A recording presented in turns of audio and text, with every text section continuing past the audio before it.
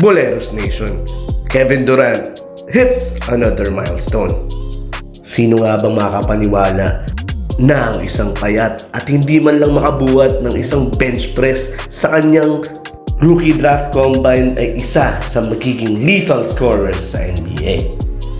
At oo, you cannot judge the book by its cover, as KD is arguably the best scorer, lethal scorer, overall scorer sa NBA. 3 points, mid-range, at slashing ay nasa kanya na. At you may love him or hate him, but you should respect him.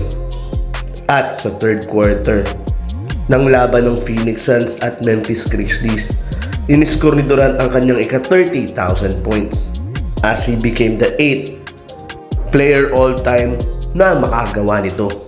And this is indeed an exclusive club. At Boleros Nation, believe din ba kayo kay Kevin Durant? Please leave a comment on the comment section below. At kung nagustuhan nyo itong video na to, please paki-follow na rin ang aking channel until our next upload. Salamat!